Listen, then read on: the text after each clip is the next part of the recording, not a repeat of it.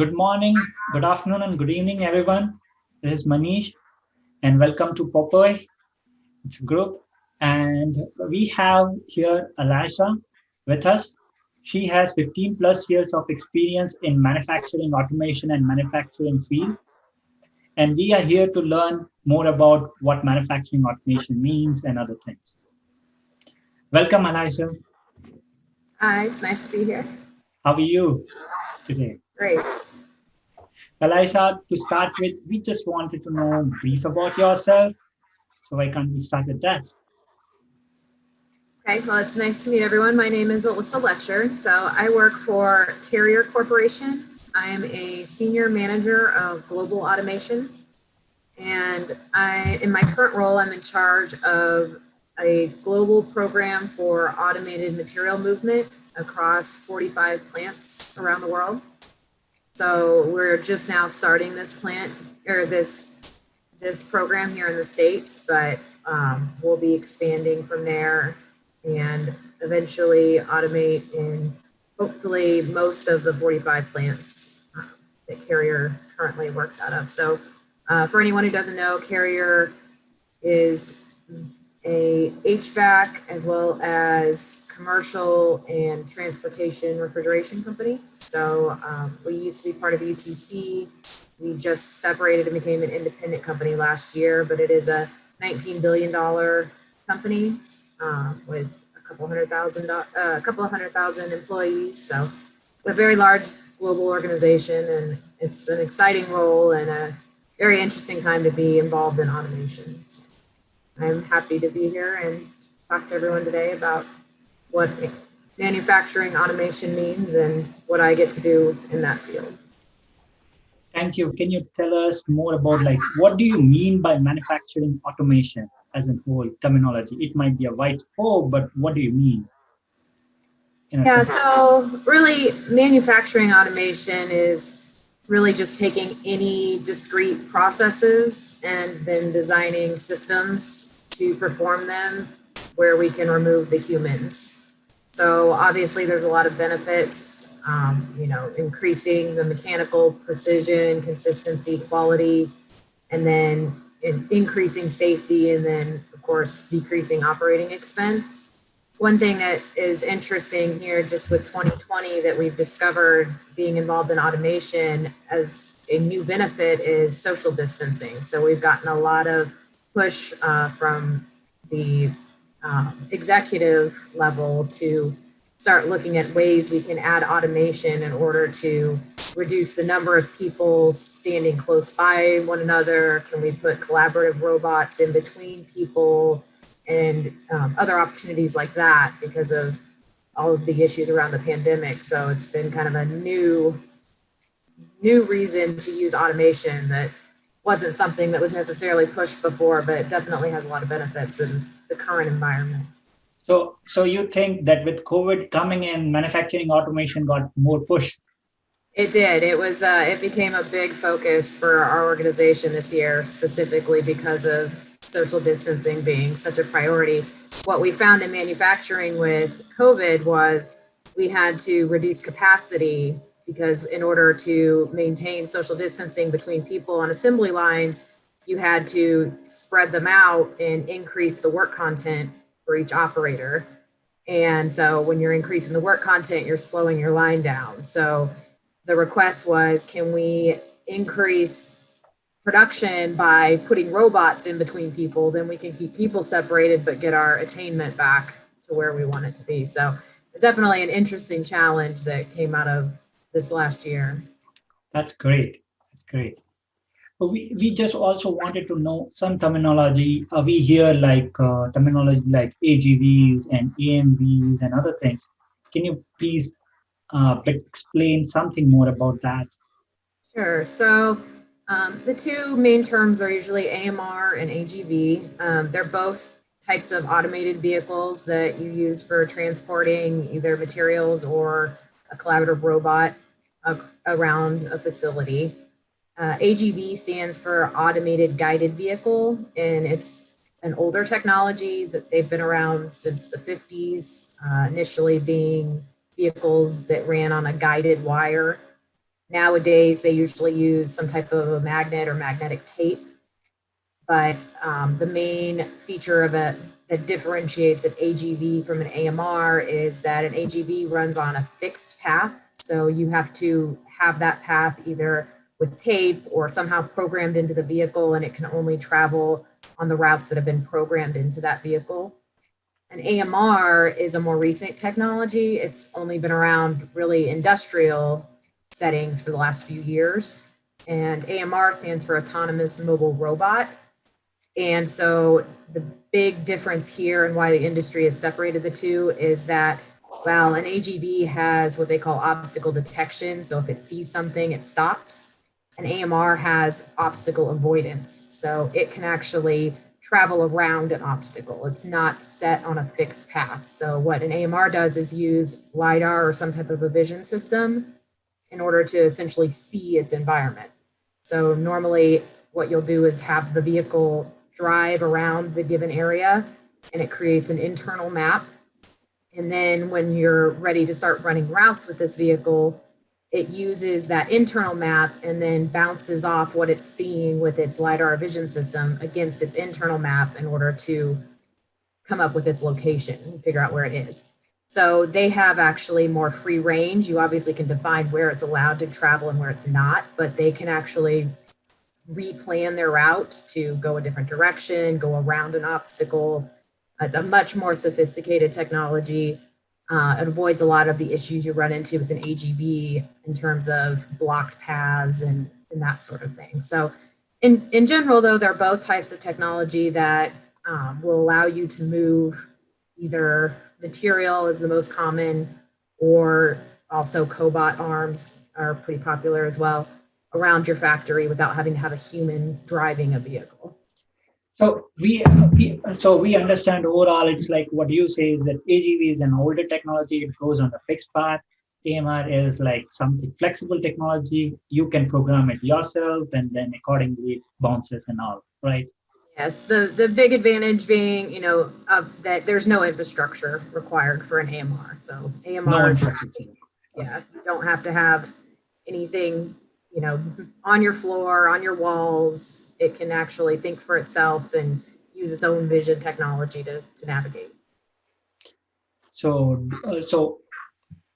is this AMRs or AGVs are connected to something like Industrial 4.0, or manufacturing automation is connected to Industrial 4.0, or how it is interconnected? Yeah, it's definitely connected, at least if you really want it to be truly autonomous. So most vehicles that you would purchase nowadays come with, if you're going to have more than one, the vendor will have some type of a fleet manager that will allow the vehicles to communicate with one another. The place where Industry 4.0 or some type of a smart factory really comes into play is if you really want it to be an autonomous system, because what your vendor for your AGV or AMR can provide is a system that can respond to a call for an order. But how you deliver that order, how you dispatch those vehicles is really up to the customer. And if you have a sophisticated system, a smart factory, Industry 4.0, something that can create missions for the vehicles and send those missions to the fleet manager, then you can truly take the people out.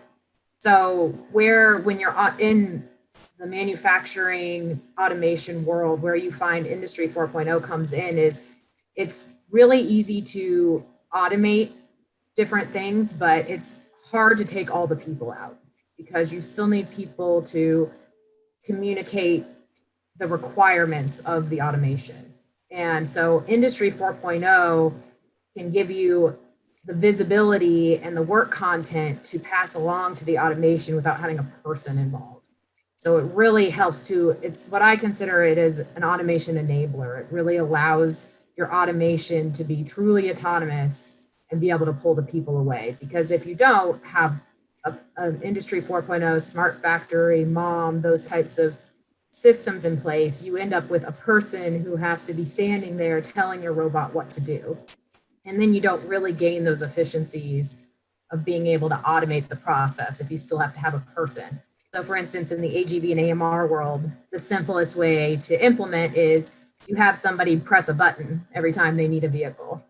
And that's great. You can still take out the transportation piece of the work, but you can't have the vehicle just show up when it's needed, drop a load and then return without having a person involved. And that's really where you gain the most efficiency, is if you can do that without having somebody have to hit a button. So that's really where you find a lot of benefit. The other piece of it is really, if you have your smart factory industry 4.0 in place before you start to automate, you gain the advantage of your factory telling you where to automate. If you have that visibility to the inefficiencies in your factory, it really helps to guide the automation.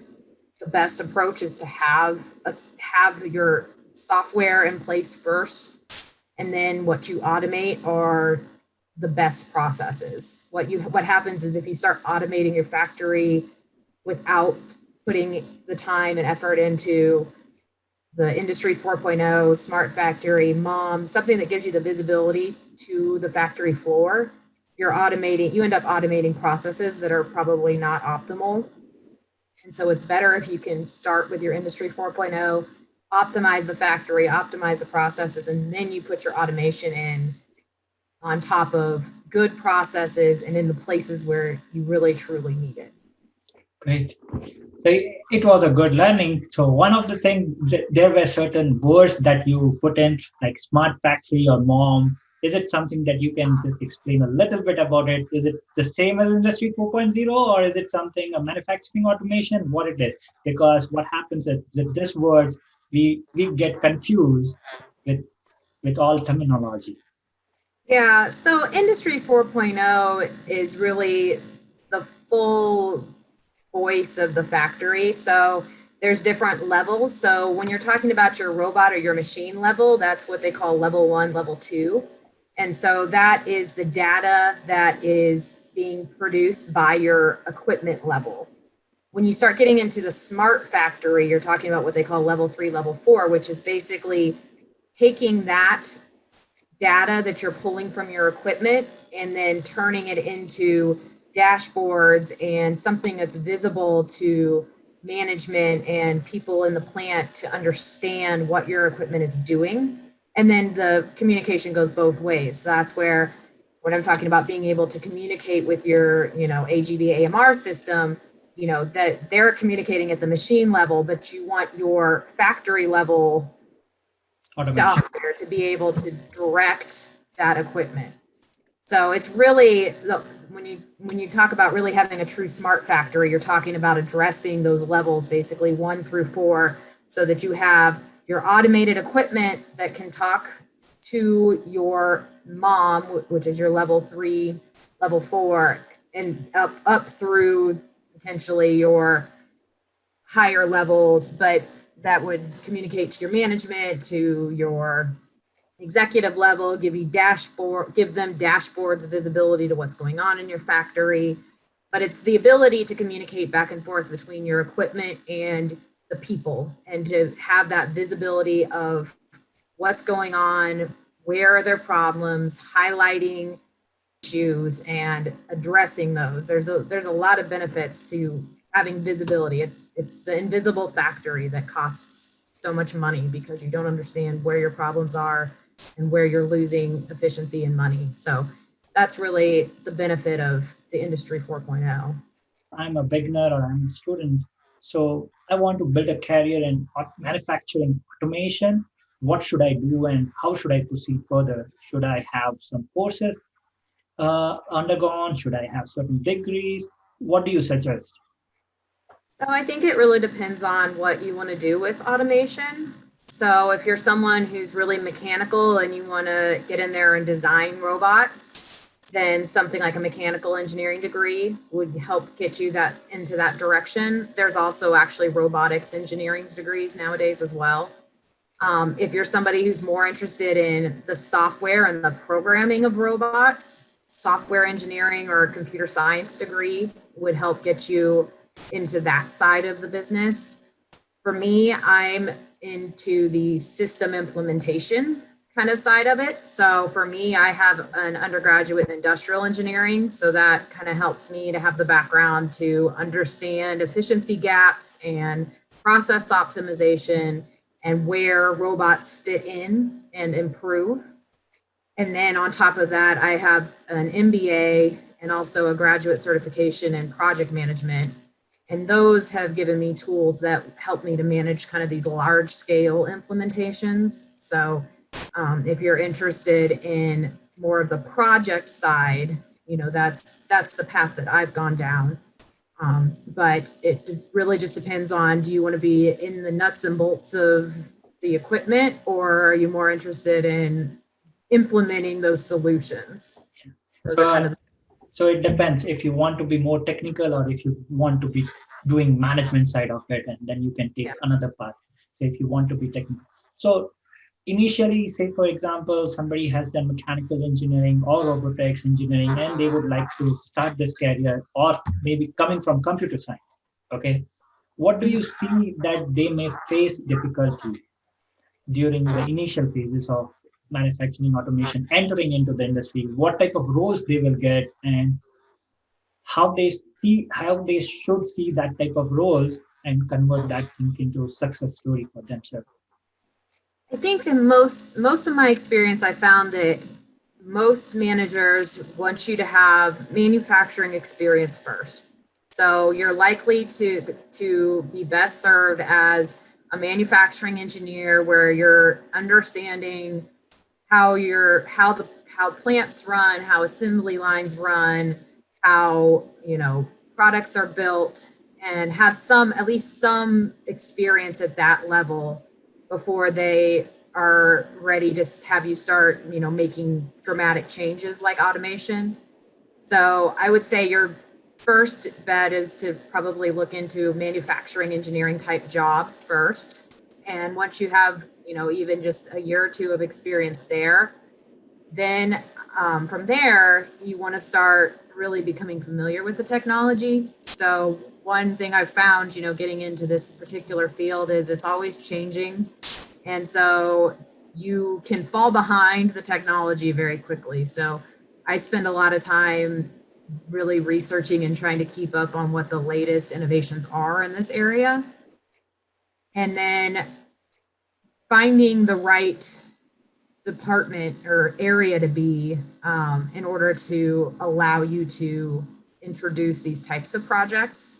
So for me, I went from manufacturing on the floor to the materials group, and the materials group were in charge of all of the material movement throughout the plant. So in that group, then I was able to start working in how do we move material more efficiently, which gave me the opportunity to start working with the robotic companies on AGV and AMR implementations. And so that's kind of how I got into that area.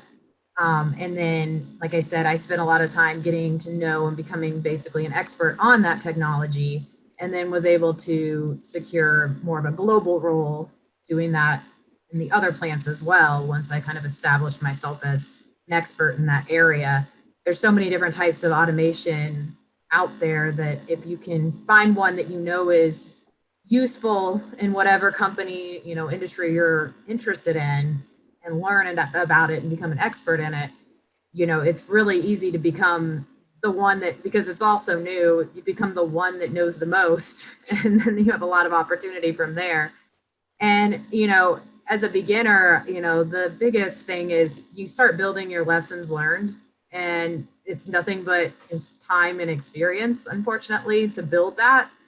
But the failures are inevitable, and the more times you are putting these projects in and figuring out what works and what doesn't work, the more valuable you become, because then you can go into a project and say, well, we definitely don't want to do this. I've tried this before, and this is why it doesn't work. So a lot of it is experience and time, but starting small, finding, we're big at Carrier at pilot types of implementations, especially with new technology. So finding, if we think there's something that is beneficial potentially, we see there's promise in this particular technology, find something small that you think is a great way to try it out, and keep it, at a reasonable scope and prove out the technology. And then once everyone's on board, then from there, you have a lot more opportunity to continue and expand. That's great. So what I understood so far was something like during the initial part of the career, if you want to make a manufacturing automation lead or expert become, you need to have a manufacturing experience initial days. And then once you have that thing, you can move around into a different part like material handling or robotic or something. And you need to keep up with the technology as it is changing. And you need to ensure that everybody is onboarded with the technology. That will make you more effective, and then that will ensure that you're on top of everything.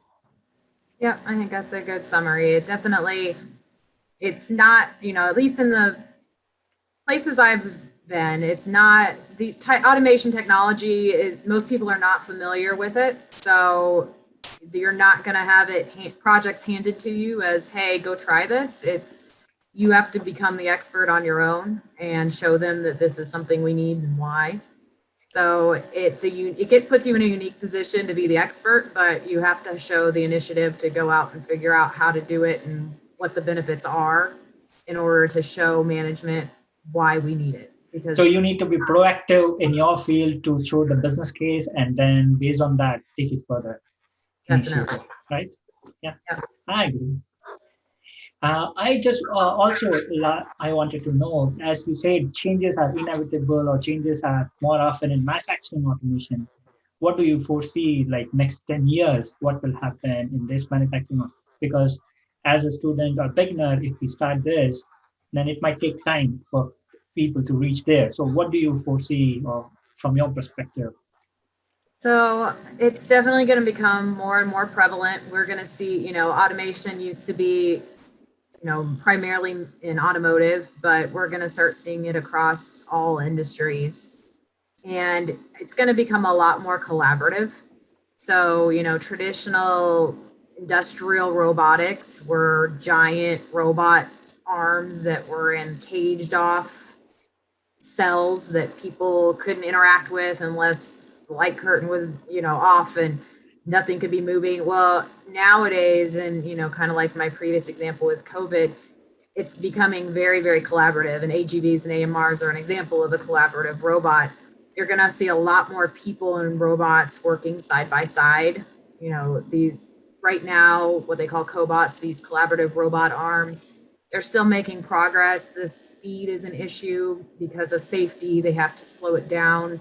It's going to work so close to other people, but they're working on ways to make robots safe, but also efficient. So there's going to be a lot of, I think, improvements in safety around safety features for robots so that they can be more and more collaborative, because everybody's starting to really see the benefits of robots and people working together, because there's things that people do that robots just don't do well. And as robots get better and better, there's more that they'll be able to do, but there's some aspects that are just better for a human. So it's just going to get to be, I think, a lot more collaborative. And so there's going to be a lot of opportunity around safety innovations with robotics and working on developing collaborative robots and how the robots can aid the humans and vice versa. The robots can take away the ergonomic type issue tasks, but the humans can do more of the spontaneous manufacturing tasks that aren't always consistent or standardized that robots struggle with.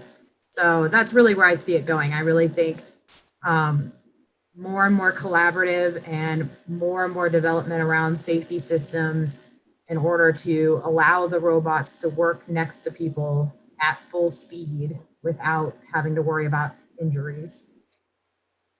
So from your perspective, it's more and more collaborative, and safety features will come into picture for robotics and other things.